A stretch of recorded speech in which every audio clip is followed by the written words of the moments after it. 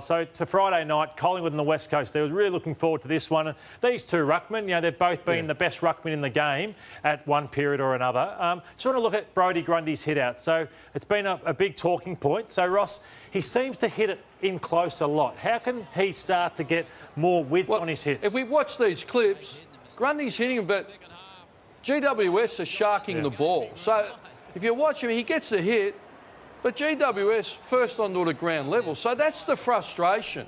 So as it unfolds, if we look at Nat Nui's clips now, their target play, they release, he'll roll around and he releases the sweeper. So we call that a sweeper release. Just there, the players are on the move and all the circle, but the left hand knows what the right hand's doing.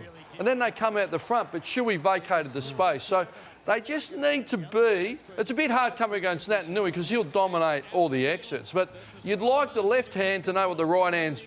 In simple terms, if you're Collingwood, if I'm hitting it there, you've got to be there. So they've just got to get a bit more chemistry like the Eagles are demonstrating. All right, some numbers for Collingwood. So I love their ball movement against Carlton. It was brilliant in round 2, but then it was...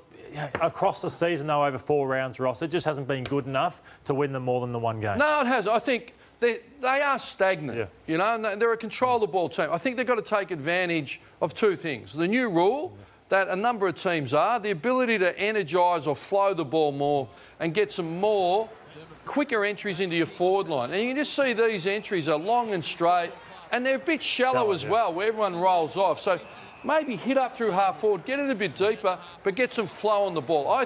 I still remember a game when they dominated Brisbane up at the Gabba because they played a bit more on flow and handball receive. The rules are there's a lot of talent in that team. I think by round 8 they'll be 4-4. I think they can win 3 out of the next 4. Is it this week? I'm not sure, but let's start the blueprint to allow the forwards to kick more goals. They're playing the West Coast Eagles. I think you can expose Jeremy McGovern and Barras if you use the ball smartly. And Collingwood have done it. They did it last year, and this is putting it to the favoured side, Ross, and a bit deeper to the Well, that was Pendlebury. Kick draws the lead. You can just see, put it on an angle, let them launch at the ball, take away West Coast intercepts, and you can see the Saints here. The kick draws the lead, flatter, lower to the forwards' advantage side, and they're expecting the long kick in. So Collingwood can't be shallow and long. Can't hang in the air. Let's get some flow, some angle, and kicks draw the lead. So Nathan Buckley didn't rule out sending Darcy Moore forward. But what would you do, Ross? Is it about the ball movement or is it about the personality? Mate, we had a little chat off there. I could put you there. I could be Wayne Carey there. Those kicks and those entries, no one's going to kick goals. So, you can put Darcy Moore forward, but unless you change your process and your method, he won't kick him either. So I'm happy to leave Darcy Moore there. Keep stability in defence. Myercheck, DeGoey, they've all done it before in Cox against this mob. I think they can do it again and do what you did in the final last year was centre forward, just flow the ball a little bit more and catch the zoning Eagles out. The Pies have a great record and played great games against the Eagles. Do you give 100%. them a chance? They are a great interstate team traditionally. Under Buckley, I think they galvanise. They don't travel a lot and that we understand the reasons why. So I think they take the opportunity. They need to respond. A lot of teams have responded. Carlton responded. St Kilda respond. They've got enough quality and led by Pendlebury. And the Eagles, no Shuey, no Yo, no Hone. Arguably 3 of their top 6. I think they're a chance if they bring the intensity like St Kilda did last week. The formula's clear how you beat West Coast.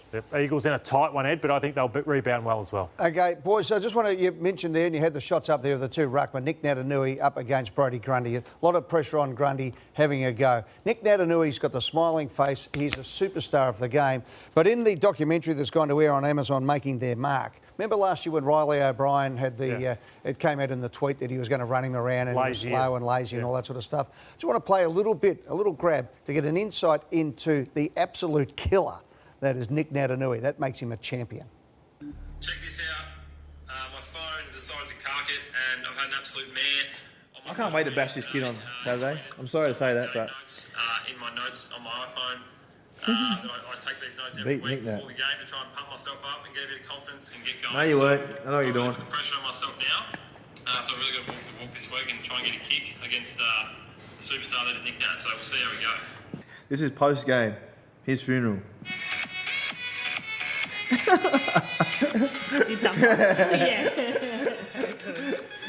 He'll get his. I love that stuff, eh? He just makes footy fun. I told you, there's little things that make footy fun and... Oh, well, I'll walk out with his coffin. Thank you, guys. And thanks indeed for making their mark. Yeah. It just shows you he is a beast. Well, what's Grundy thinking then? Has he got the same mindset or not so much? Oh, no, I think he is. Yeah, I think he's a very proud man, Brodie Grundy. He would have heard, read, or somebody would have told him about it, and he's been called, and he's a brave man, and he wants to have a good go. Don't worry about that. I'm looking forward to two absolute champions of the game going head-to-head on Friday Night Football. It's going to be a beauty with everything on the line.